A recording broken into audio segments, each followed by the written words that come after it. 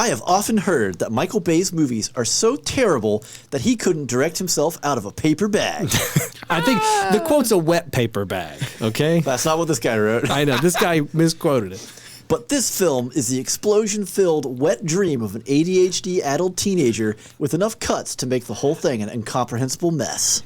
Is that wrong? Is that necessarily a bad thing? It's called Bayhem. Look it up. The more recent Catwoman movie was better. Oh, no. At least it knew it was crap. That was a 1-star review from IMDb.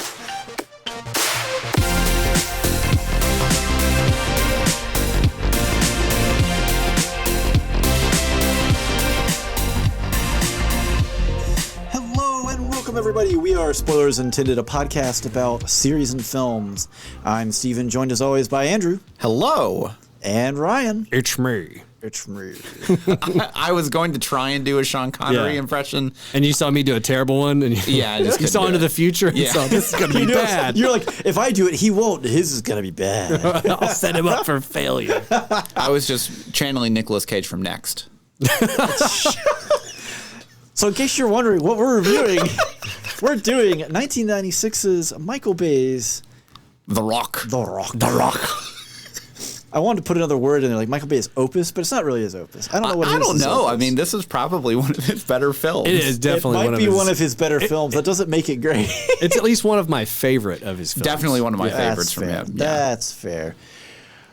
So we thought, though, before we get into the Bayhem. Well, hold on. We have to thank our patrons for this. Oh, that's right. We are in a very special episode. A Patreon Picks poll. We got here thanks to not just the support of our patrons, but also the opinions of our patrons. Yes. Ryan, so for those that may not know, we put up a Patreon Picks poll asking our patrons to vote on which 90s action movie we should review. And the choices were Last Action Hero, Demolition Man. No, already wrong. Already wrong? What was it? No, it was True Lies. True Lies. Sorry, I saw Arnold in my head and went immediately to Last Action Man and The Rock. Yes. I was actually thinking, it's been like a hot minute since we discussed these. I wonder if Ryan's going to get it right. Nope, he's absolutely not going to get it right. Perfect. Why y'all put that on me is beyond me. You did this to yourself. I'm not going to lie. I kind of wanted True Lies to win out. I did too. Because I love that movie. It's a fantastic. Tom Arnold is great in that movie, which is not something you'd say in a lot of sentences. Probably gonna make the rotation anyways. But for those of you who are not a patron, your $1 or more of support lets you vote in these polls. Yep. Then you get exclusive early access to the review before it hits the mainstream. Yep. So you can jump in and have a say in what we're going to review if you are a patron. Yeah, we try and do these basically once every other month. Yeah, roughly. Roughly. Just kind of get the cycle going. Yep. Yeah. But yeah, so as I was saying before, I was so rudely interrupted by people who want to shill things. Wow. Just straight out. I'm just trying to do my job. I've never seen somebody so angry about self-promotion. Anyways. Before we get into the Bayhem, we thought it'd be fun to talk about other 90s action films that are not or were not in the poll.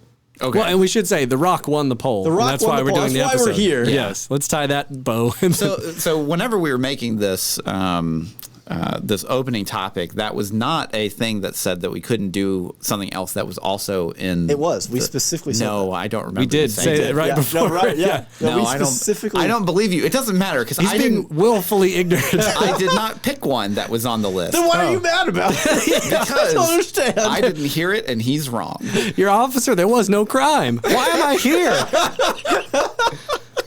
All right. All right, Andrew, what was your pick? I want to know we're picking other 90s action movies. Andrew, go. 1993, Harrison Ford, Okay. The Fugitive. The Fugitive. Oh, that's a good film. That is a good Yeah. one. That is a good one. Harrison Ford, Tommy Lee Jones, Stella Ward, Julianne Moore, wrongfully accused of murdering his wife, Richard Kimball, Harrison Ford, escapes from the law in an attempt to find her killer and clear his name. Yeah. Pursuing him is a team of U.S. Marshals led by Deputy Samuel Gerard, Tommy Lee Jones, a determined detective who will not rest until Richard is captured.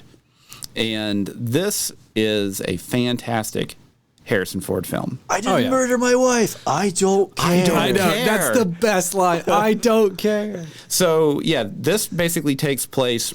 It's not necessarily an action movie. It's got action in it, It has action in it, but it's much more of a mystery, and you're kind of like thriller, maybe.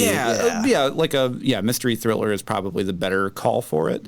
But it really has the twin, because Harrison Ford was really big around this time period, because he's obviously coming out of the 90s or the 80s from Indiana Jones, Star Wars, that kind of stuff. Blade Everything Runner. he touched was just gold, basically. Yeah. And then he kind of hit this Jack Ryan style, like Patriot Games, Clear and Present Danger. Then you have Fugitive, Air Force One. And this he was big in the 90s. Really big. Yeah. But this is probably my favorite one out of the 90s from him, just because like he actually gets a lot of good emotions in this. Yeah. And being paired against Tommy Lee Jones, It was a as this fantastic relentless, pairing. Yeah. U.S. Marshal is just fantastic. Well, because the best part of the movie, to me, compared to like a lot of films that have like a similar dynamic, is that like you completely sympathize with both Harrison Ford and Tommy Lee Jones. Like, there's not really an antagonist here per se of the two of them. It's just like a wrongfully accused guy. But like, you're rooting for both, so it makes so many fun scenes that you're conflicted when like he's about to catch him. You're like, get him. Wait, no, don't get him. I don't know. I feel very conflicted about this. Yeah, find out that he's okay and then team up. I don't know. Something. Yeah. So I never watched the follow-up movie, U.S. Marshals. Oh, it's really good. Because that has Wesley Snipes in it, right? Yeah. Yes. But I've never, maybe I saw it and I just don't remember it. Okay. It's So worth a good, though. rewatch. It's pretty good. It's super good if it doesn't stick in your memory.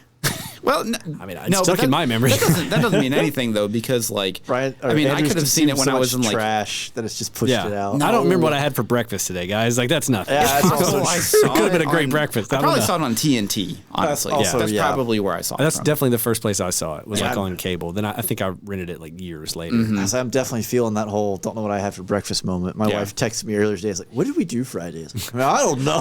Where am I? Who am I? Unclear. Why am I? Why am I? Why? All am right, I? your movies go. I'll jump in. Go for it. I'm gonna go with 1996's The Long Kiss Goodnight. Okay. Have either of you guys seen this movie? No, I have not. I haven't even heard of it. Really, it's kind of an under the radar 90s movie that I watched a lot in the 90s. So this is 1996. You got Does that have Steven Seagal in it? no Gina Davis and That'd be Samuel L. amazing. Jackson. Oh, Gina Davis. Let's go. Yeah, Gina Davis is incredible in this movie. So this was directed by Rennie Harlan, who did like what was the one, Reindeer Games, and like he did a few like action movies in the 90s. Like you would know his style if you saw it. Yeah. And then it was written by Shane Black, the guy that wrote Lethal Weapon, and I think he was a co-writer on Predator. He's been a big screenwriter. He's directed some stuff. He's done some good stuff. He did Iron Man 3. Great. He did Kiss Kiss Bang Bang, The Good Guys or The Nice Guys. good stuff here. Yeah. Anyways, the plot summary here, according to IMDb, is Samantha Kane lives in a small town with her daughter. 8 years ago, she emerged 2 months pregnant from a nearby river with no memory of her past or who she is. However, she's getting closer to finding out about the past. Okay. Interesting. So All right. the movie is, I would classify it as over the top action. Oh, okay. There's a lot of explosions, a lot of fun stuff. But basically what happens is she is this like suburban mom and she has amnesia. She has a happy life, daughter, all this kind of stuff. She used to be a contract killer. Nice. And she slowly starts to remember after some people like break into their home and she gets like a head wound or whatever. And then it's like John Wick. yeah. It's like on, right? And then the rest of the movie is her wrestling with like Who she was. I think I actually have seen this movie. Yeah, it's very good. Samuel L. Jackson plays this guy that's just kind of like going along with her, and he's like, "What is going on?" And she's like doing all this crazy stuff, and it's fun to me because number one, a lot of good action, but then the other thing about it is that dynamic of when she remembers who she was. Who she was is not a person that wanted to have kids or settle down. And so then she's at war with herself because then part of her is like, I don't know, I kind of had a good gig with like being the mom. And like, they basically, I'm pretty sure, and I'm loosely remembering, I'm pretty sure they take her kid at one point and then it's like. Always. Now you got there's a Mean kid Mama in an coming action after movie, that. It's definitely going to be hostage situation. But yeah, it's definitely worth a watch. I wouldn't go out and say it's like the best movie ever, but it fits succinctly into that 90s action movie. When vibe. you kind of elaborated, I definitely feel that I've seen this movie at least once. She's got like the blonde hair. once she like remembers her past, like when she's the suburban mom. Boys, she's I not, have like, not seen that. No. No, I haven't seen that. Yeah, that you held up that image. Yeah. That strikes no chords. I'm thinking that of a brunette. brought up no images. Yeah, no, we should watch that one. That was a fun one. Okay. Yeah. All right. Okay, so I am still in the 90s because that was the topic. We're gonna this connects. Yes, So you followed the I followed rules. the rules. I'm gonna connect this with Andrew here because I also have a Harrison Ford feature. Oh, clear and present danger. You nailed it. Yeah. Oh, wow. Clear and present danger. 1994. Absolutely amazing, phenomenal Great film. movie. Fantastic Yeah. movie. Give a little synopsis here. Definitely the better of the two from him, Patriot Games. I don't know. And It's hard for me to say. I think it is, but I feel like I'm biased because I saw Clear and Present in theaters and I didn't see Patriot Games. So it's like, oh. I think it depends on what mood you're in, honestly. Also true. So synopsis. Agent Jack Ryan, Harrison Ford, becomes acting deputy director of the CIA when Admiral Greer, James Earl Jones, is diagnosed with cancer. When an American businessman and friend of the president is murdered on a yacht, Ryan starts discovering links between the man and drug dealers. As CIA agent John Clark, Willem Dafoe, is sent to Colombia to kill drug kingpins in retaliation, Ryan must fight through multiple cover-ups to figure out what happened and who is responsible. yeah. And it has some phenomenal sequences in it. There are some great bits in this movie. Oh, wow. And it's got some thriller elements, too. But when the action hits, the action hits. Yeah. And then my other tie-in here is that movie also features Raymond Cruz, Yeah. who is in uncredited, which is kind of crazy. yeah. He's in The Rock. Yeah, he's uncredited in The Rock. But you will probably know him by Tuco from Breaking Bad. Breaking Bad. Yeah, that's probably the best known role, I would assume. Yeah, probably. Probably. It feels like it Because should be. he did a bunch of other TV stuff before that. Yeah. But like Tuco was definitely his most bombastic character that he's done. It's the most Yeah. iconic one that I can think of. Yeah. Yeah. But yeah, Clear and Present Danger is fantastic. I love that film.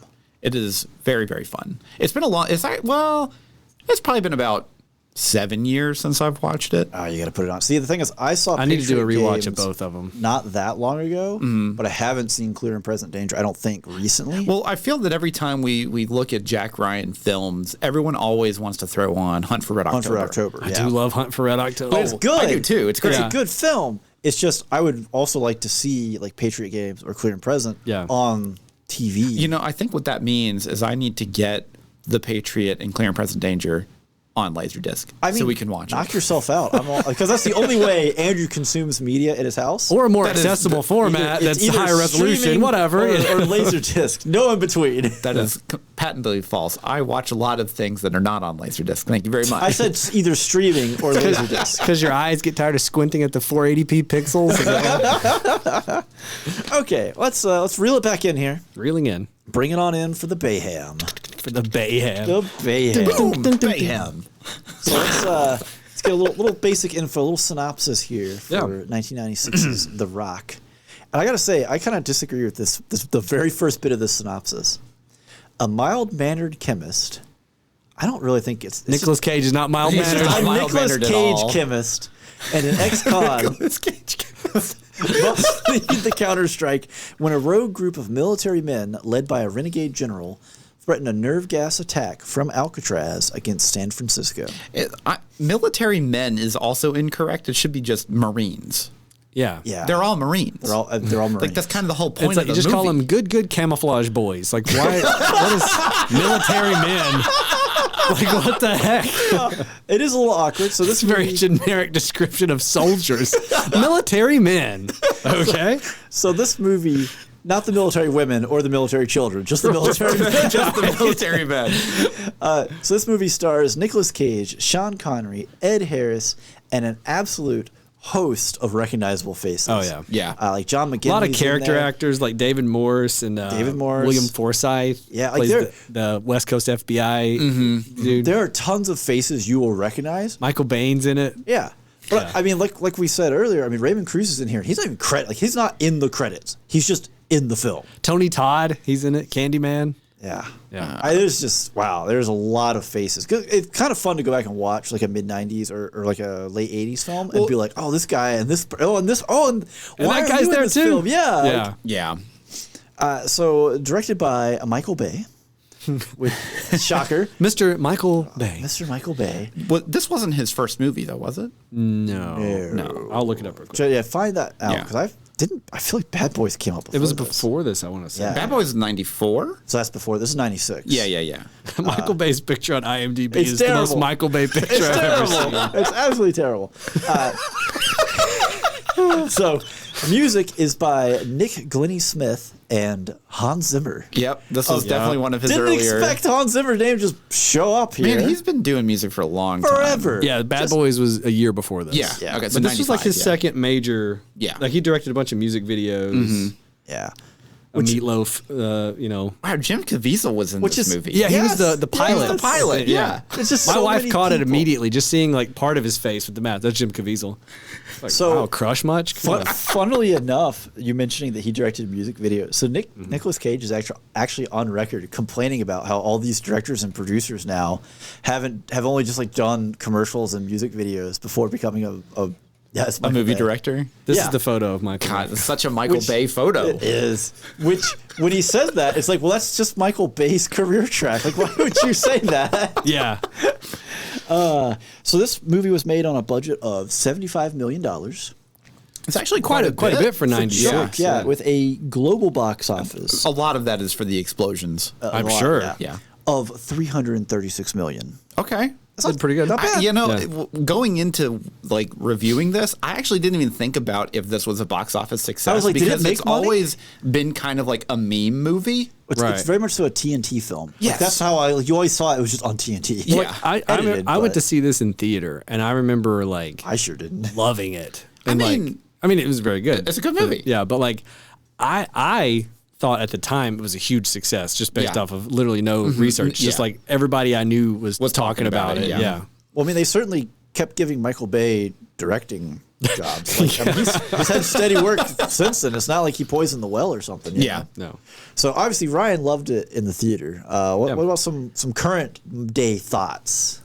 I still like it. It's definitely the father of all shaky cam movies, like originated from this. There are so- some scenes in here. Okay, where hold I'm on. like, what are they doing? I'm going to drop a quick piece of trivia on you. Okay, Are you hit ready me. for this? Yeah. The average duration of a scene for this film Oh, no. is yeah. 2.5 seconds. I think that's a little high. The mean duration of a scene for this film Mm-hmm. is 2.6 seconds.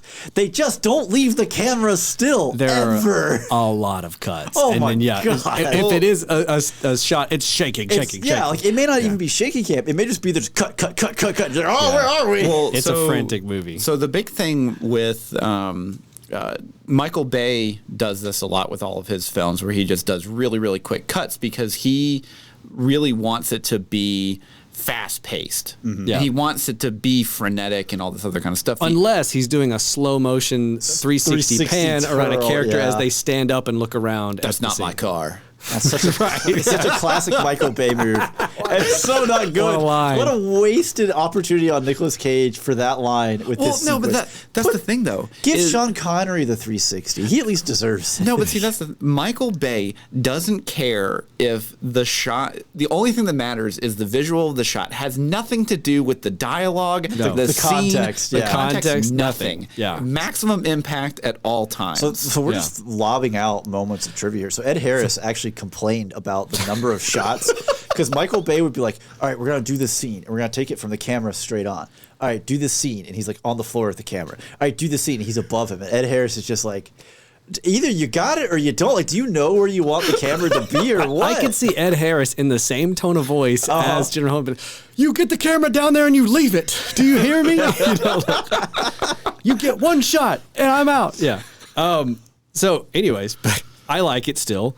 It is definitely a guilty it doesn't pleasure age watch. great. It's not like no, I don't even think it doesn't age bad. I think it is very much a guilty pleasure film. it is. Yeah, like I genuinely am, and my wife loves the movie because when she found out we were watching, she's like, I got to watch that with you. And I was like, all right, come on in. And we watched all of it because it's just so ridiculous at so many points, and there's gosh. so many things about it that are memeable and repeatable, Well, and and there's so many phrases that like I didn't remember them until the scene starts. I was like, oh, this is where he says that one line, and then it happens, and then like I don't know. To me, the visuals are definitely, this is like, to me, when in my head I'm thinking about a Michael Bay movie, a lot of scenes from this movie pop into my head. Yeah. So for me, National Treasure, right, is kind of almost my perfect amount of Nicolas Cage. Yes, this is a little bit This too is much. Too much Nicolas Cage. Yes. There is, and reading the think synopsis. of Face Off. Face Off is like a lot of Nicolas Cage. But reading the synopsis of a mild-mannered Kim, when has Nicolas Cage ever been mild-mannered? Come on, people. Don't put that in there. Con Air. There's a lot of Nicolas Cage in Con Air, too. Don't lie to people like that. Yeah. So I love this movie. Yeah. It's totally ridiculous, but it's a lot of fun. It is. And there are some really good moments in it, kind of and this was before Michael Bay really kind of started cannibalizing on his own style, if that makes sense. Well, he locked into his style. Yeah, and where this, it's still, I'm going to say, rough around the edges for what you kind of come to expect with a Michael Bay film. Sure. So it still feels like a normal movie most of the time. Some of the time, yeah. Yeah. Most of the time, yeah. I Most guess. of the, I mean, 55% is technically most, so I guess I'll allow it. I love this movie because I think that this is the flashpoint of a lot of different cinematic franchises. Okay. Because this is definitely a James Bond film. Well, you can fight me. No. This is absolutely a James There's no Bond film. fight Might here. be. Okay, look. All right. So I'm going to promote this YouTube video. There's going to be a link in the description. You need to go watch this. It's titled "The Rock is Definitely a James Bond Movie" by Pentex Productions. It is a cartoon penguin explaining films. It is mind-blowing. It is. The amount of research this person did for this 17 They could have cured cancer, but instead they made this video. If only he applied his powers to good. Yeah, but so this is the other thing.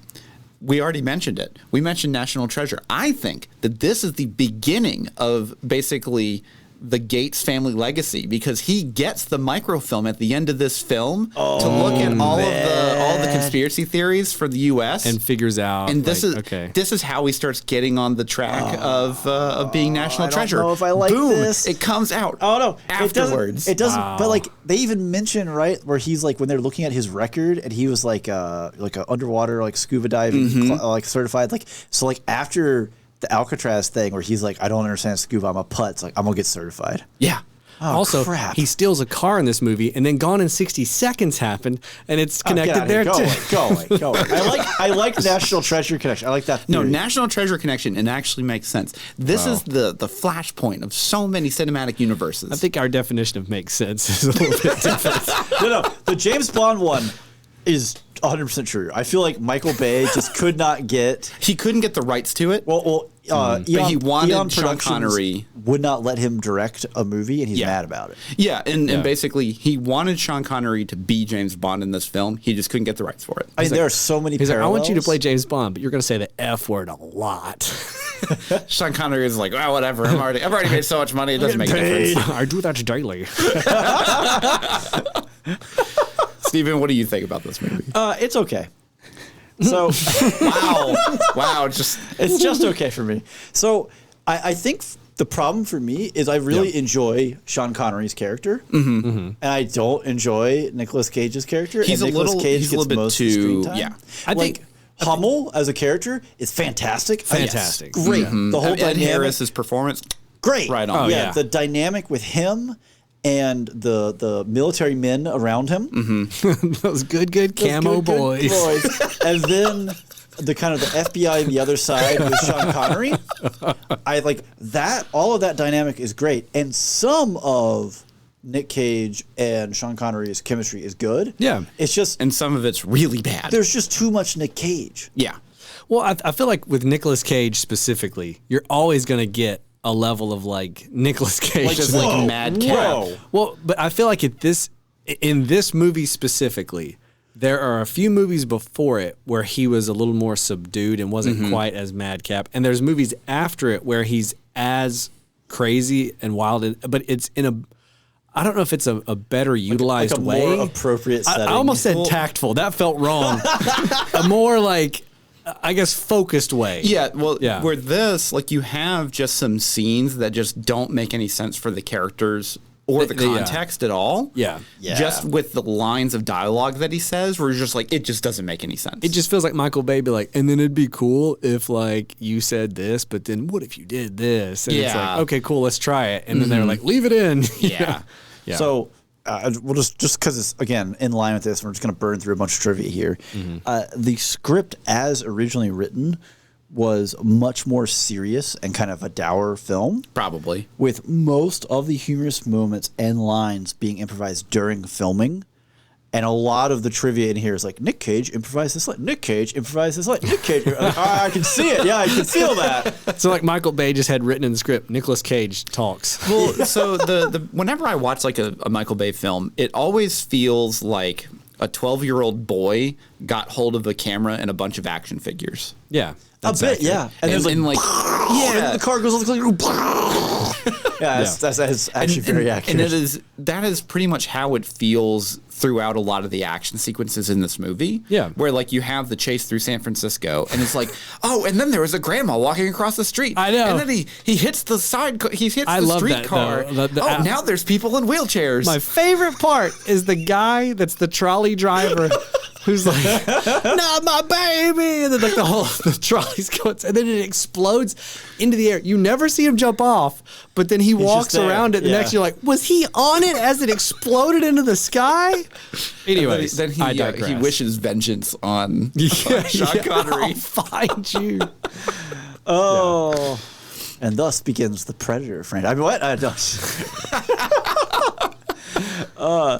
So I don't know. Y'all obviously really like this, and I don't know if some of it's nostalgia or It's a little bit of I just both. didn't get exposed It's a to bit it of both. early enough. I liked it like younger, unironically. Well, so like, this I is crazy probably action. didn't even see this until I was in college, honestly. But like, it's just so absurd of an action movie that it's just fun. Yeah. Well, I think for me, like I don't particularly enjoy Michael Bay as a director, and if I'm going to watch it, then Does I'm gonna pick anyone like, really enjoy Michael Bay? he's yes. made a lot of money.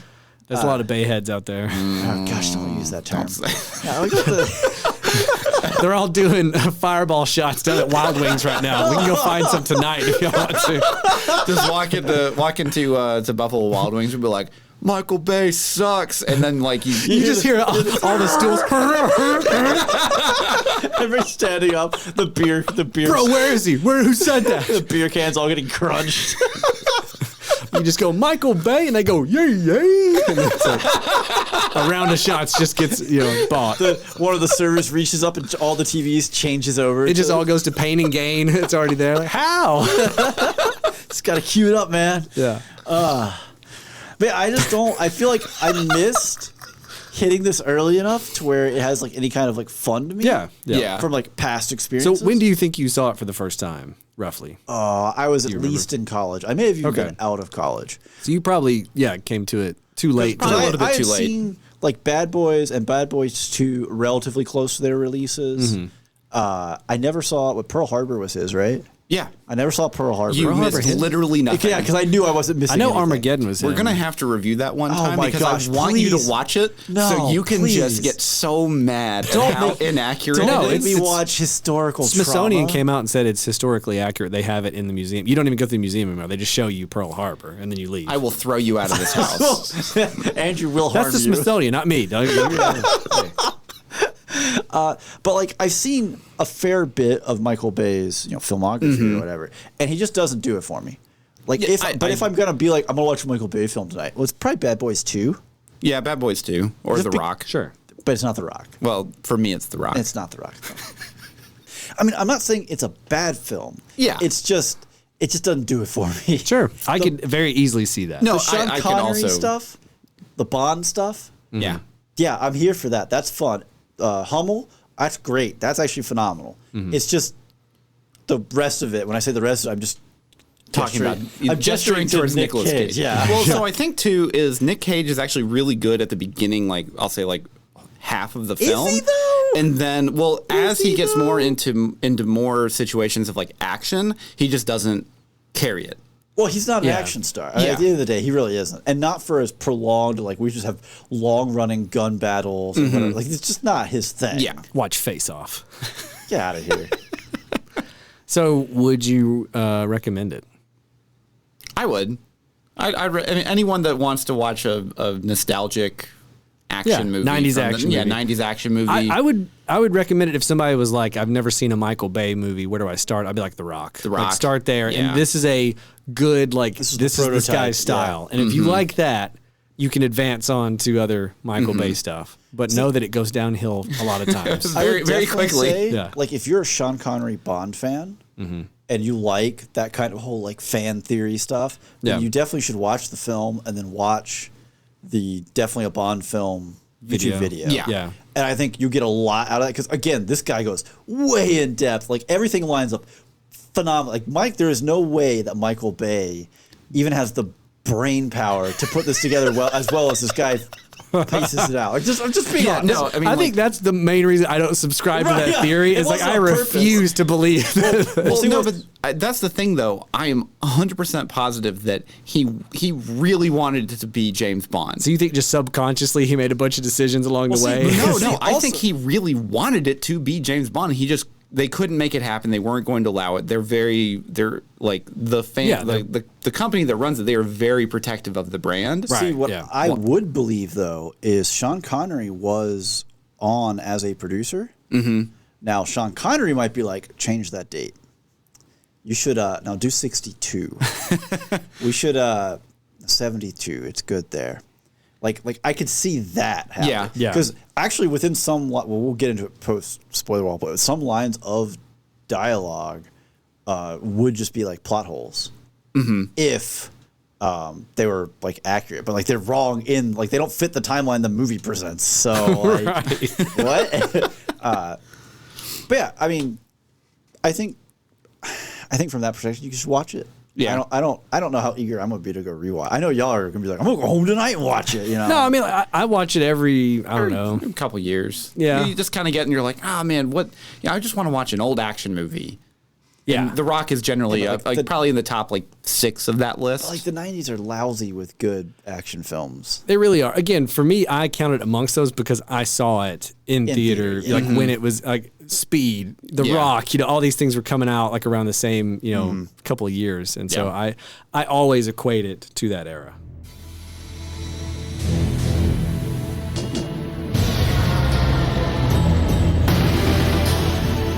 All right, if you have been exposed to this episode of Spoilers Intended Podcast, you need to inject spoilersintendedpodcast.com into your heart immediately. It's a website that has links to all sorts of stuff, such as our Discord. We have lots of cool channels on our Discord, stuff like what we're watching, what games we're playing, what we're eating. We also have spoiler channels for all new stuff that's coming out, TV shows, whatnot, that you can go and talk privately between people that have all seen it, that are up to date and stuff like that, and you can have discussions without disturbing anyone else. It's a great time. Totally free. You should come and join us. Yeah, Discord is a very free platform. It is. It's pretty nice. Speaking of platforms that are also free, but at what cost? We have 2 socials, Facebook and Instagram. If you're on there, you should check us out, like us, comment on our posts, share it out there. Every week we put out there what we're watching, so you can kind of help prepare yourself to follow along with the cast. Yeah. If you want to do something like that. Or if you just want to know where shows, we've had people comment, hey, where can I watch this? And it's a lot easier if just find the social media post instead of me having to be like, oh, I have a comment. Never respond to it. Oh,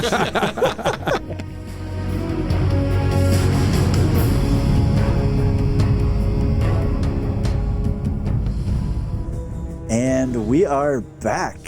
Ryan pointed at me and I was like, what are you talking about, bro? You're in charge of this episode. That's a lie. I'm in charge. I wish. No. I need an adult. Wait, I am an adult. But we have officially crossed the spoiler wall.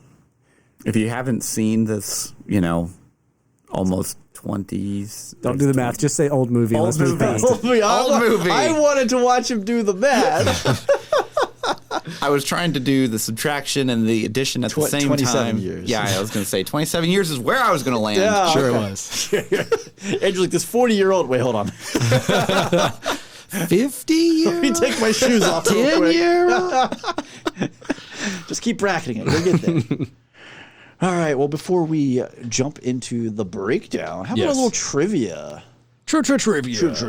I bet there's a lot of trivia for this movie. Okay, so Sean probably is a lot. Connery, right? I already mentioned pre-spoiler. He also was a producer. I actually did not know that. I didn't know that. I didn't either. So he insisted that the production build him a cabin on Alcatraz Incredible. instead of having to travel from the mainland to the island every day for filming. He was literally just like, build me an old man shack out here because I'm not getting on the boat again. That feels like That's such a Sean Connery thing. but you're so Right? cut off from like there's no restaurants He doesn't on care. He doesn't. Well, they're being catered. So actually, Michael Bay actually said how weird it was to eat their meals like in the prison mess cells, hall? where Yeah. well, like in the cells, and In the stuff, cells? like literally where people just like basically lost their lives while Right. he's sitting there eating steak and lobster because that was what catered that day. Wow. Yeah. So there was also apparently, go figure, lots of tension between Michael Bay and studio executives on the content and direction of the film. Michael, our note is that it's a little too bro-y. So How does that feel? I'm curious of what the friction was. Well, so part of it was the car chase through San Francisco. which I think actually was shot in L.A., but I'm not positive. Don't quote me on that. That or Vancouver. No, I think it was L.A. But they had to, shut down blocks and stuff to do this, and like Michael Bay was trying to do like, oh, that's not great. We're gonna do some reshoots. So he was like, we had to get thousands of signatures to be able to go through this, and then he got in trouble with the studio because they're like, why are we redoing this? Why are we going back? Well, so he had a meeting with studio where they were going to ream him out, basically. And he just happened to bump into Sean Connery. And Sir Sean Connery was like, wait, you want me to come along? He's like, yeah, sure, that'd be great. So Michael Bay walks into Golly the gee, movie. Mr. Connery, Yeah, could you like- go with like- me into the principal's office? Like, Michael Bay walks into the meeting, and then here comes Sean Connery following him, and he says that all the executives' jaws like dropped, and apparently like He puts a cigar out in one of their hands. yeah, like, it's like now listen here. Let's hear these notes. He's doing a fine job. But yeah, he basically said Mark is doing great. What? Michael is doing great. yeah, he basically went to bat for him and got them to leave him alone. Which, Wow. granted, like if you have like a career in movie, For better and or you're for like, worse. Sean Connery walked through the room and was like, "Hey, he's doing great. Leave him alone." It's like, "Oh, today's a gold star day." Yeah. So Alcatraz was still open to the public while the film was being shot. So there's just tourists could just see filming That's cool. as part of like the like, it was, like That's part of the tour. like the annoying tour Yeah. guides. Like, and over here, they're on the filming left- some kind of action film. We need to step behind the blast zone real quick. Yeah. But although apparently there was like a government shutdown in '95 that because it's part of the national parks meant it was cut off, so they were able to film. Oh, so they're- without yeah, people there. easier, So, yeah. Yeah. So several going for the realism. the realism. The realism. No, the It's a realism. documentary, Andrew. There's no minecart tracks under I hope not. Alcatraz. Unless You don't know that. You you've don't been know there. that. Did you build it? I escaped from it. 1962. Calm down, Sean. So the studio again really wanted this just to be shot in L.A., like on a set, and just get some exterior shots of Alcatraz. Yeah. Which Michael Bay absolutely refused to do. Good job, Michael Bay. Yeah. Get Okay. him, Mike. He insisted to shoot on location in Alcatraz because, and I quote, "I got to shoot on this island because this island is effing b." Oh my god. I picture him like he takes his aviators off. He sprays some cologne on real fast before he says it. Wow. It's a great island. I saw that quote and I was like, "You actually like a real an adult said this." This fits exactly with he is a 12-year-old with a camera. Look with up action Michael Bay's figures. IMDb photo and think of that quote while looking at that picture, and it will help. It will explain Yeah. a lot. Yeah. Oh man, yeah, I saw that and I was like, "You gotta be kidding me!" So several of the Navy SEALs are actually played by real Navy SEAls, Oh. That's cool. which is That's an cool. interesting piece. Again, going into like it was kind of weird because it's like, boy, this is really unrealistic. It's like at the same time, they went really hard on like getting kind of realistic here. I don't know. I actually felt the interactions between all of the military people didn't feel unrealistic The at military all. men. Military men. Military men did it right. the good camo men. The good Gosh, camel the good- boys. boys. So speaking of, How does that get you every time? oh no, that's silly. This is the episode where we kill Andrew. So speaking of that, that interaction, right? So Michael, I'm gonna mispronounce his last name. Bane, Bane, I think it's called. Bane, is that how it's B-I-E? He's Reese from Terminator. Yeah, He's So in Aliens. he's played a Navy SEAL or some variation thereof on multiple occasions. I think he was in the movie Navy SEALs. He with was, Charlie yes, Sheen. he was. So he became really unsure of himself and his acting while like giving orders to actual Navy SEAls. Dude, you've played 8 SEALs at this point, and Yeah. you've been typecast. Just lean into it. You're Yeah. good. He was like, I have to like give this whole speech in front of actual SEAls, and I feel like a putz. And then yeah. also, Probably Sean because they Connery were off just camera going putts. After Yeah. he's- I mean, and that was a great scene. It is too, yeah. Yeah. But then also, he also apparently was like really intimidated just by Sean Connery. I Just mean, in general. I would be intimidated by kind Sean of as Connery. well, yeah. Yeah. Well, I mean, he walked out. I was like, "So, Mikey, you got a meeting, huh? You want some? I can come to support." Yeah.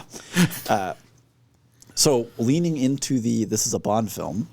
When Stanley Goodspeed introduces himself to John Mason, John replies, "But of course you are." This is exactly the same line he used when he meets Plenty O'Toole in Diamonds Are Forever. Yeah. Ryan. I still I see the connections. I don't subscribe to this theory like you guys do. So, along with You can be wrong. Okay. along with I just refuse to believe Michael 1999's Bay did anything that elaborate. Along with Yes. 1999's Entrapment, this was Sean Connery's favorite film he made in the 90s. I know why he liked Entrapment. I mean, Sure. everyone knows why you like Yeah. Entrapment. I'm not positive why he liked this one because Nicolas Cage. that's actually why he signed on because Nicolas Cage was already signed on. He's like, oh, I want to wanna do work a a film movie with with him. him. Yeah. I want to work with I this wonder what funny that man. experience was like. The I want American to work funny with man. the Cage. Yeah. So Sean Connery insisted the water when they do the underwater scenes, like when they pop up underneath Alcatraz, was heated. It needs to be 80 degrees. 90 90 actually, degrees? was the stipulation. He's an old man So- at this point. It's got to be real warm. So- My bones. He's cold. need to heat. So the whole cast came down with the stomach flu. And one of the doctor pointed to, because you It's a heated the brain-eating water, amoeba. you made an incubator. Oh my gosh. Brain eating amoebas. Okay, one or two last little bits here. So the guy whose car is stolen by Connery is the same guy whose car is stolen by Ed Harris in National Treasure Book of Secrets, going into Andrew's pet theory. Wow. I told It's you. all it's all connected. In National Treasure's Book of Secrets, does he go, not again? 'Cause that would be crazy. All right, so final trivia to get us into Spectacle, because this is a thing that I watched. It's going, I wonder where they got this from. Most of the scenes involving F-18s are just stock footage of the Blue Angels flying.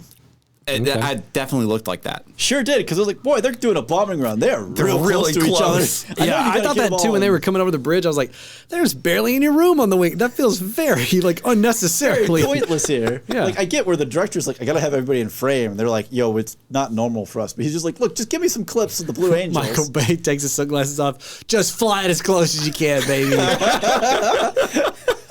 All right, so let's get into some Spectacle. Yes. Give me some opinions, boys. Man, it's a Michael Bay movie. I think, to me, with the exception of the absolutely excessive shaky camera, especially during that chase scene where at one point somebody Dude, just I takes that camera and... No idea what's going on for the vast majority of the car chase. Yeah, like with the exception of like the shaky cam, I do think there are a lot of filmmaking techniques on display here that are good for action movies. Like Michael Bay definitely for the mid 90s was like cutting his teeth on this movie again with that slow-mo 360 pan that he would use in like Every Bad single Boys 2, film. like every Transformers every movie, film, yeah. everything. It's just the Michael Bay move. It's right? his shot now, yeah. Like this is the one where I remember it, and also Bad Boys, I guess. I didn't remember. I remember it from Bad Boys. Yeah. And they did this. Like, oh god, There it is. Here Yeah. it is. And then Nicolas Cage. This is That's not my car." It's like, no, what? Yeah. Why? Why is this line? Because it doesn't matter. The content makes no difference for Gosh. Michael Bay. He just wants the shot. does. You Yeah. know, given Ed Harris's complaints, I wonder how many times he did that shot with different scenes. And this is the one that got kept, right? There's like a clip like where they're stealing the nerve gas and Francis Hummel is like, we only need 16. That's the pan. Like, you're like, I don't know. Like how many times do they shoot that Yeah. angle? I mean, for me, like the editing is a bit much. The quick cuts, it's like it gets exhausting a lot of the time. I feel like the aesthetics are good, like the costume design is good.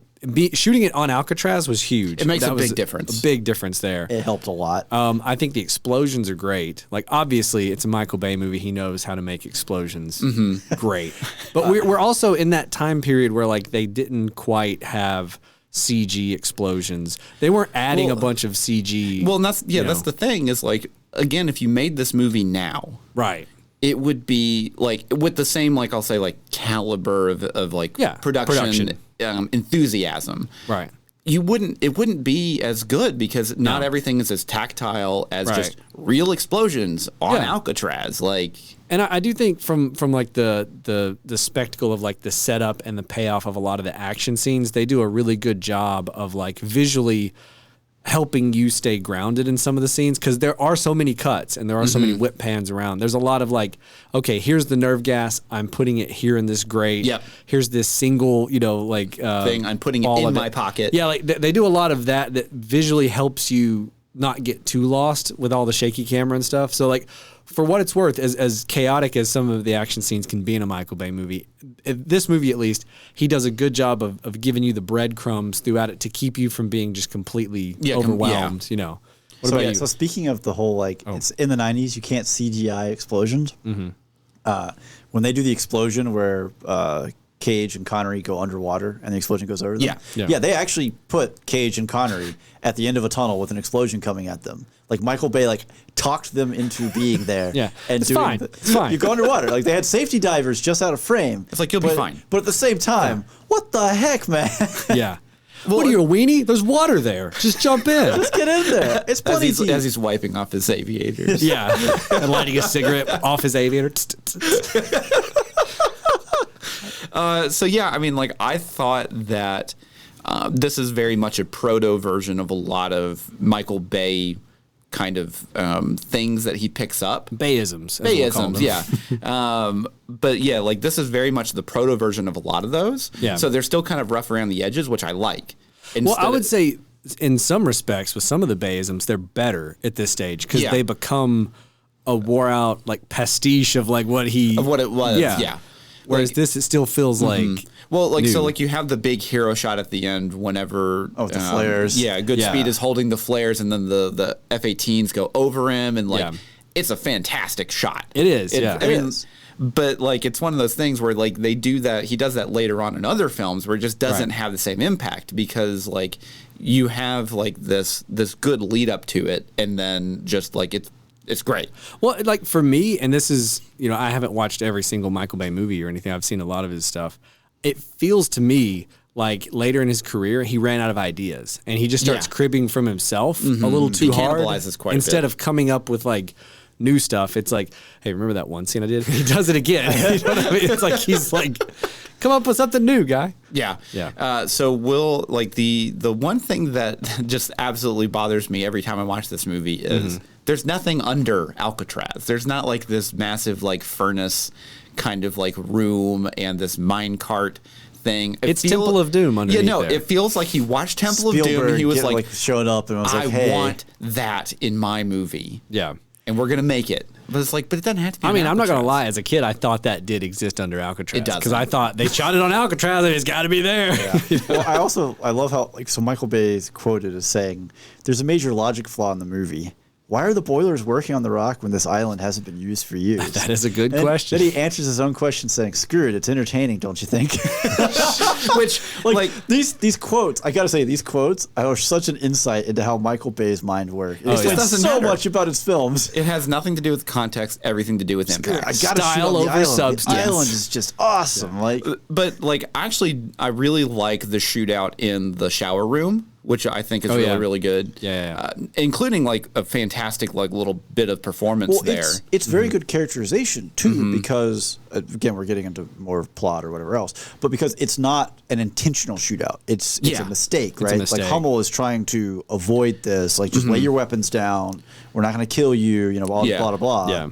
And it goes wrong. I think too. I wanted to shout out the early in the movie when they steal the VX nerve gas and the one guy gets exposed to it, like the practical effects. Oh on the skin. like woo. That does a really good job of like okay, this stuff is bad news, but the effects they used there were like really good and didn't look like fake. They didn't look cheesy. That was some serious, wow, this dude is dead. Yeah. So the Captain Fry at the end, whenever he gets the stuffed in his mouth. Yeah, stuffed in his mouth.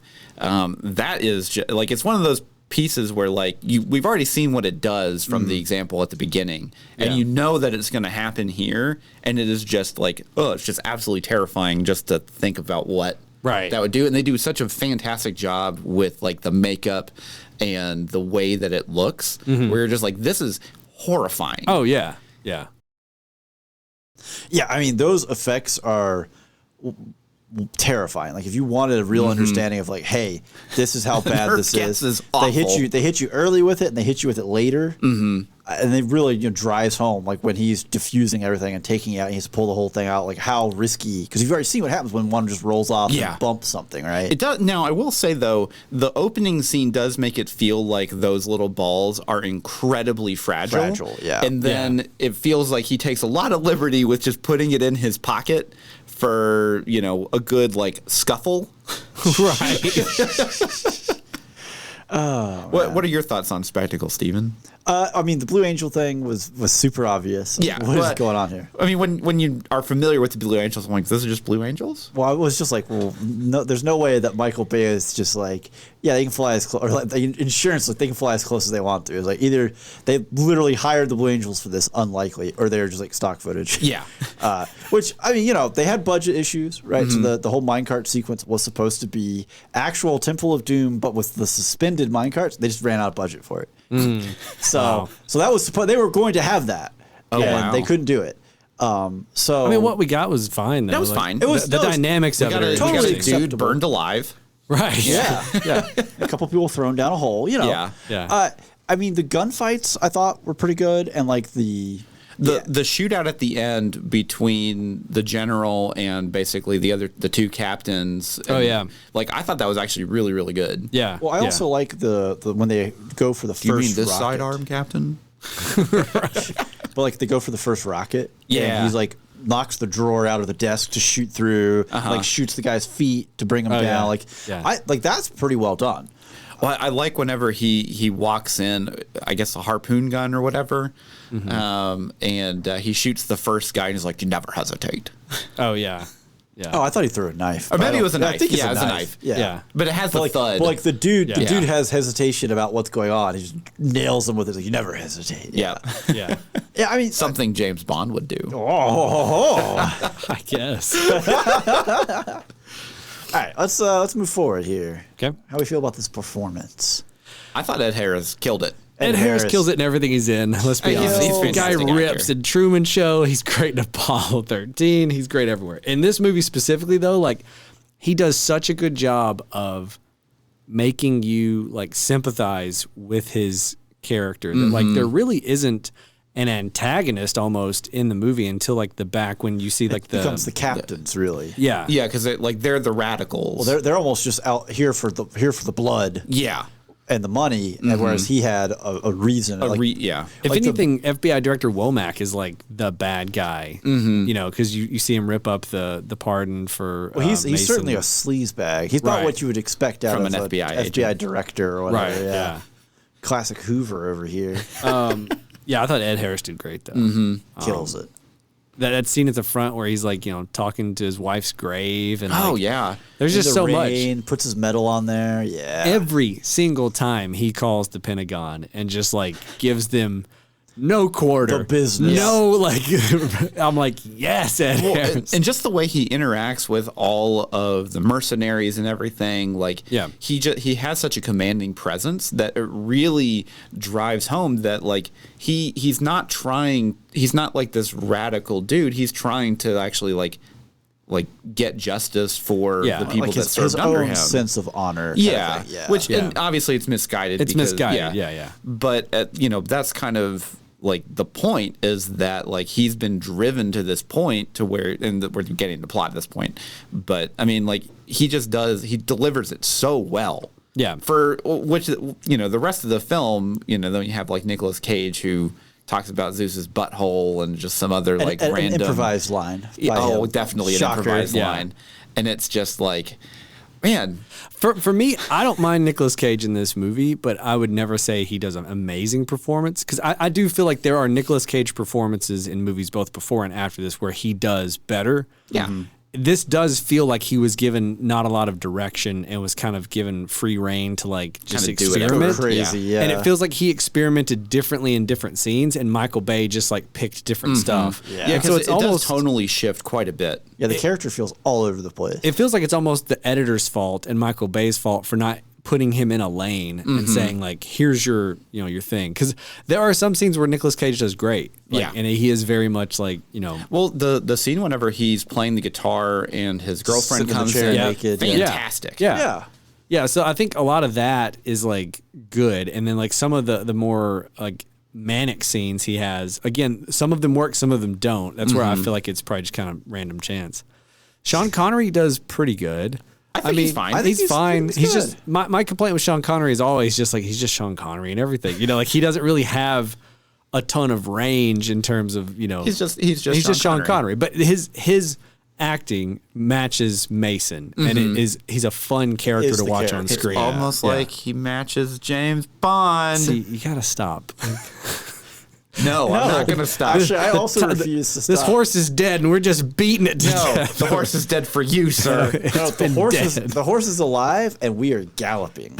He doesn't act like James Bond at all in this movie. That is incorrect. What? Have He you just- seen a James Bond film with Sean Connery? He doesn't in act it? very suave. He's just kind of like He meets his daughter from a one night stand after a Led Zeppelin concert. yeah. That's- That's suave.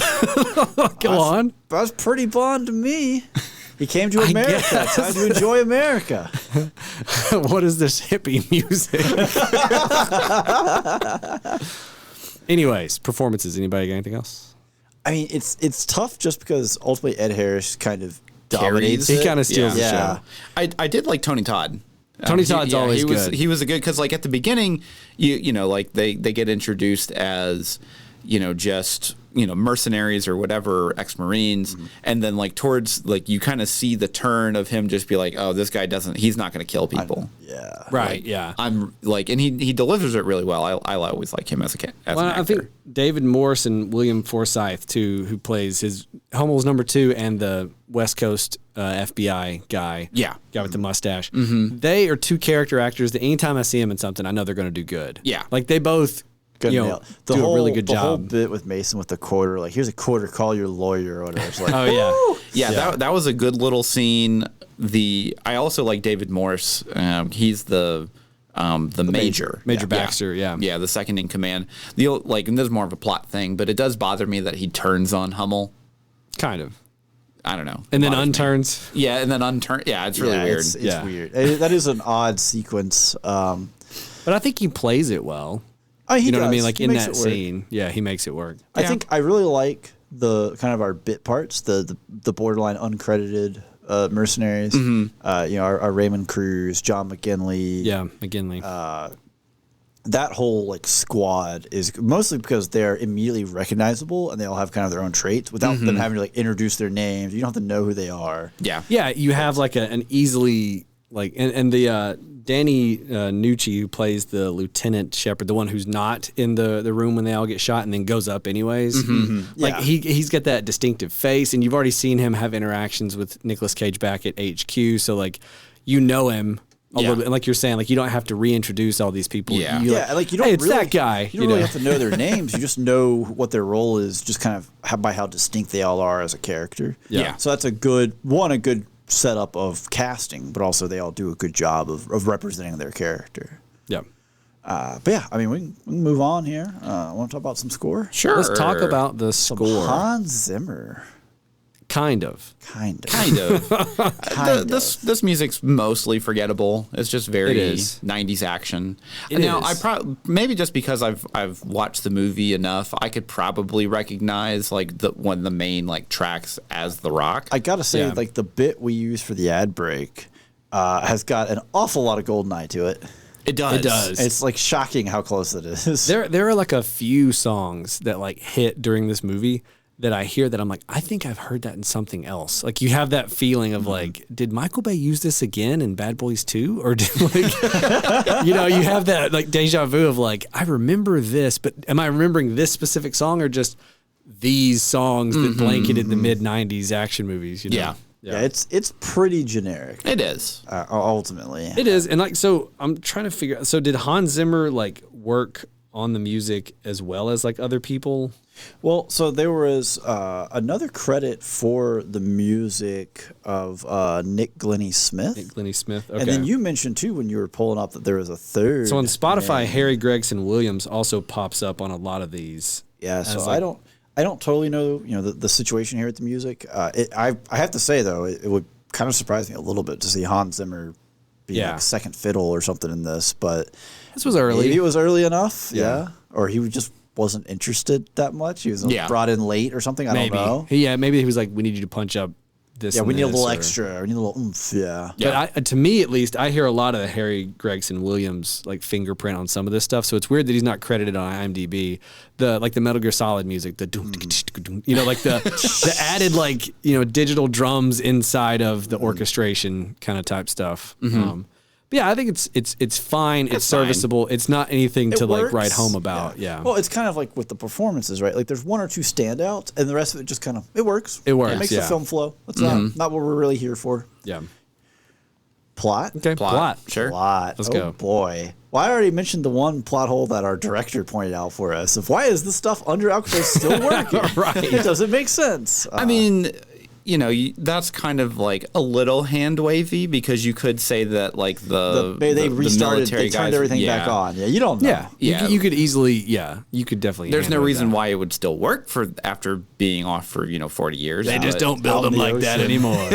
It's just an island in the ocean. Let me tell you, saltwater. Yeah. It protects, right? I do think that like Preserves. the overall plot, like the think it's actually idea, fine. is a great concept for concept's an good, action yeah. movie. Yeah. Like this, especially the idea of especially coming out of the 80s and the early 90s, this is not like a war crazed general. This is not like a dude that's finally He snapped. just wants and- justice for his men. Yeah, like he has a very noble, like cause at least, Mm-hmm. as misguided as he is. And then the idea of like we're gonna hole up on Alcatraz and take San Francisco hostage is just like, wow. Like to me, that's a very interesting, Mm-hmm. like setup or whatever.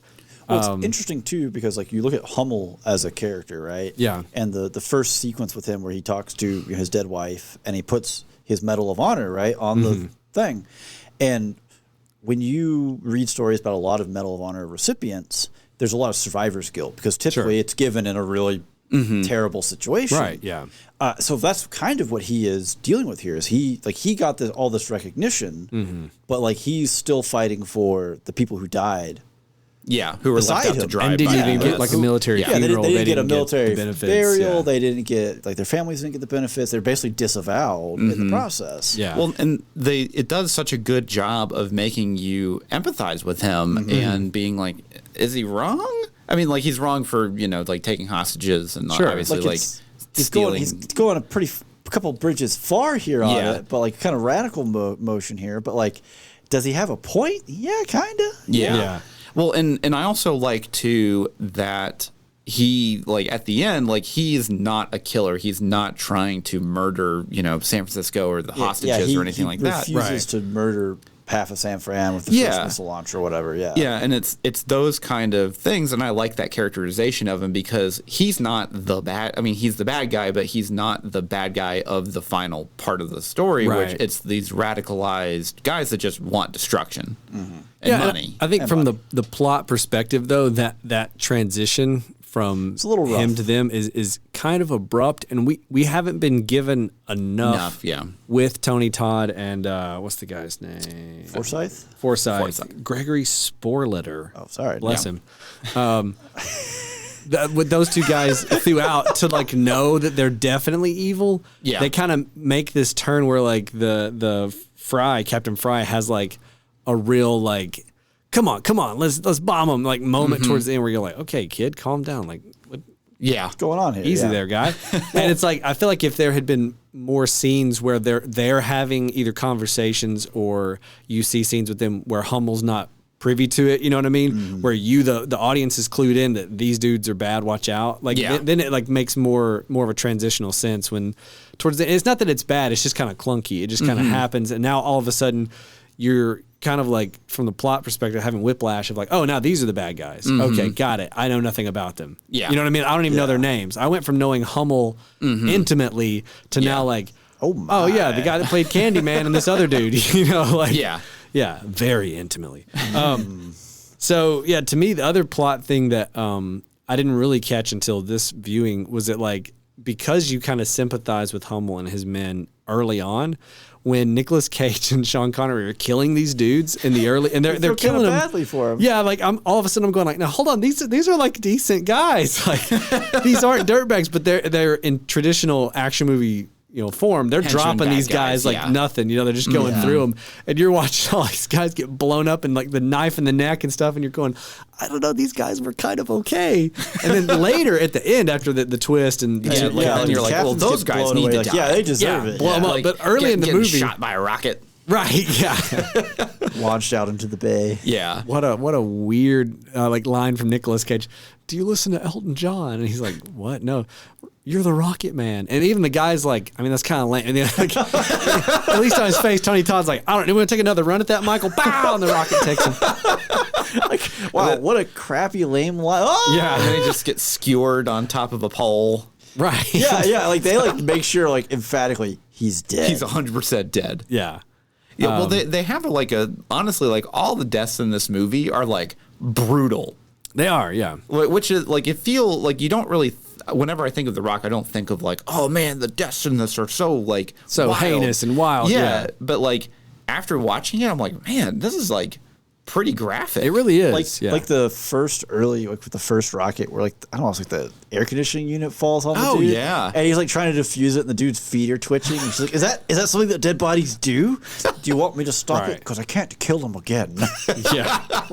Wow. Another great, a great little like interaction between Sean Connery and Nicolas Cage. And there are some good ones in there. Yeah, there are. There are other lines where you're like, well, that was clunky. Yeah.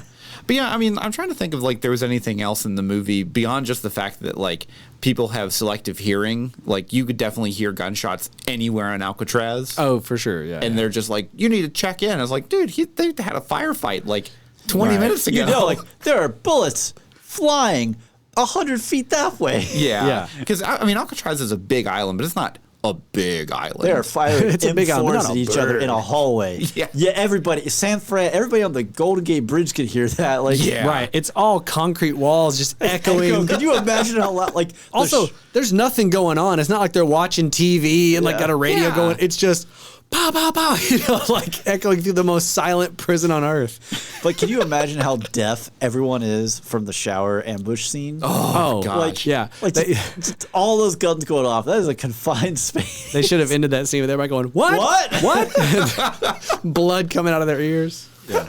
Yeah.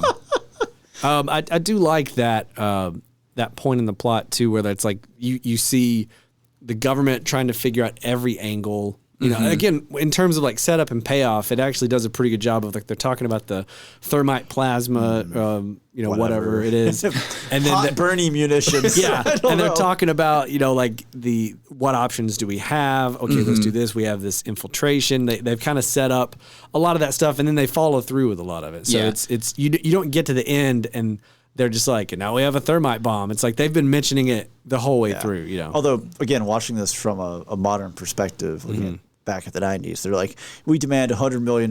Yeah, okay, get off the island. right? Whatever, dude. Don't kill San Fran. Get off the island. Yeah, Yeah. no problem. We'll man. ship you to Costa Rica. Whatever. Right. Yeah.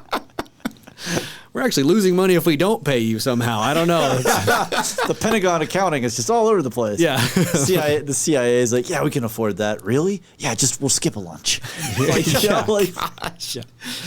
All We right. just won't overthrow one tiny government somewhere. It's fine. we'll leave Nicaragua be this time. Yeah. All right. Entertainment. Entertainment. I mean, I was entertained. Yeah, It's it's Michael fun. Bay. It was, I mean, again. I'm entertained like on all levels here, right? Either it's good and entertaining, or it's what entertaining. Yeah, right? Like, 'cause there's no right. in between here. Because there are some ridiculous stuff, like whenever the actual airstrike happens, there's just a and Nick huge Cage just like bomb. you just see like a still frame of Nick Cage just like rolling, Tumbling. Oh, yeah. tumbling and stuff, and you're just like, what is happening right Well, now? also his whole like light the fuses pose, and when the jets go by, you're like, okay. Yeah. Like, was it iconic in 96? Sure. At this point, though, it's just like, wow, people, actual adults, are like, this is gold. I mean, it looks pretty cool. It does. Again, style over substance. That's the Yeah. Bay way. So I think probably one of my favorite parts of the film is when Hummel is dressing down the The 30-year-old government aid or whatever. Yeah. How old are you, son? 35. I know. It's like, just don't answer. Just walk out of the room when he says that. Get out of there, guy. Some hardened war general. How old are you, son? It's like, not old enough for this. Yeah, exactly. Just exit the room. But yeah, I love just that. Pretty much all of his interactions with the Pentagon. Oh, yeah, they're gold. Yeah. They're absolute gold. Ed Harris, you know. He's Yeah. just, It's just Ed Harris just Yeah. killing it. Yeah. Yeah. What about you guys? Again, I was entertained. I think the action, again, with the exception of the shaky cam, which gets to be a lot in some of the scenes. It's a bit. Well, especially with all the quick cuts, it can Yeah. be That- pretty overwhelming. I think that's really what got me. I didn't even realize they were shaky cam. I just assumed it was like cut. And he was only moving the camera like a foot each time he cut. No, it's You know? especially when they're in the chase scene and it's the FBI, the guy, Paxton, West Coast dude. and he's in like I'm not sure what vehicle he's in because again I don't think ever They don't really tell you. but it's him and another guy and someone has just got their hand on the back of the tripod and is just shaking it back and forth like a paint mixer and he's just like I can't keep sense of what we're doing and it looks like it was shot on a movie lot like they're not even moving and someone is just like shaking the camera as hard as they can and it was like They're out in the wow. parking lot. He's just sitting in his car. They Yeah, put a camera that's on what the it was like. windshield. They were like, let's just go out back. And Michael Bay lights his cigarette, puts his aviators on, and just starts shaking a tripod back and forth as hard as he can. I'm sure this will work. Yeah, but I think it's one of those guilty pleasure movies for me. Like it's I would never go so far as to be like, this is a great movie. You have to watch this. But if you're watching a bunch of 90s action movies, like if you're on You a should marathon, definitely put and this you're- on. Yeah, or if you've never experienced the glory of like 90s action movies and you're watching like Speed and Demolition Man, you have to watch The Rock as part of that to me. Like it fits in that pantheon of mid 90s action movies to me like perfectly. Yeah, I agree. Steven, are you entertained? Again, reasonably well enough. Yeah. You know, it grates on you after a while. You got to be in the mood for Michael Bay. Honestly, like For the sure. movie feels incredibly long.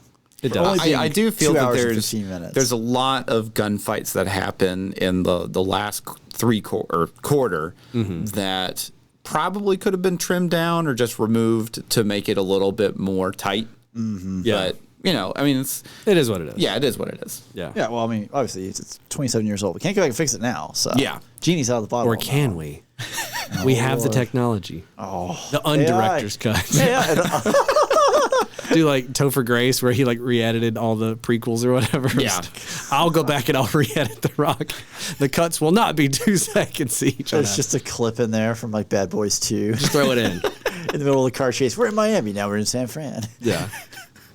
All right. Well, it does sound like we're winding down here. Yeah. Yeah. So one last step before we get off this island. We gotta promote the Patreon. We do. Yeah. For just $1, you can help support the show, show us your love, help us keep these lights on, pay those hosting fees, and what do you get for that? Well, you get access to all of our bonus episodes, Lots of them. all of our commentaries. You can participate in Patreon pick polls, like the one that produced or caused this episode to exist. Yeah. A huge shout out to all the patrons that voted in this poll. And like if you want to shift and like guide the future of this podcast and force us to watch something, get in there when we have a Patreon picks poll and definitely vote. Yeah, if you heard that this could have been True Lies and you're like, aw, you could have changed the You vote. could have changed it. Just for $1. Yeah. We don't know what the next Patreon Picks poll is going to be. However, we do have a whole bunch of other bonus content that you can consume until that next time shows up. including Chat GPT, We Make Movies Yep. episode. I don't even, nonsense is the best way Nonsense to describe is- it. Yeah, That's a Chat good way. GPT generated movie names, and we came up with the plot and the stars, and it was amazing. It was a lot of fun. You said consume, so I immediately was thinking about, we've done chip tier lists. Oh, yeah. We've done soda tier lists. We may have to do a goldfish tier list next. A goldfish. Okay, I'm not gonna lie. When you first started saying that, I was like, I don't know. They're kind of like Wrigley. I don't know, like the crackers. We gotta do crackers. Okay, I only eat koi. the finest koi imported from I've Japan. only had the OG goldfish crackers. I didn't even know they made other. Well, I mean, crackers. there's There is the- no way you've only had cheddar. There's like white cheddar. Yeah, I've had goldfish crackers like twice in my life. Like when I was around my I do nephew. not believe you. One and two, that is an absolute blasphemy. Tennessee- First off, I have never Tennessee sounds purchased like a goldfish drag. crackers myself. Parmesan, Old Bay. Really? What? Wow. Oh, Getting man. wild Well, it out here sounds with like the now we have goldfish. to do this. Yeah, just now we get- have to just do it. expose Yeah. Ryan, just for the betterment of his gourmet sensibility. I don't know. Well, I don't know. Okay, don't but, worry. Anyways, If, $1 is just not in the cards, totally fine. Yeah. You should share us and toss us a review, rate Yeah. us, whatever you want to call it, on Spotify, iTunes. Share us on Facebook with your friends, your cats, your dogs. I don't care. your Yeah. mom, your grandma, Yes. whoever. Yeah, just Help share us- our podcast. Help us grow. Satisfy the algorithm and bubble on up. Yes, we would greatly appreciate it. Indeed. On that note, that is all the time we have for this episode. Until next time, I'm Steven, I'm Andrew. And I'm Ryan. and every spoiler was intended.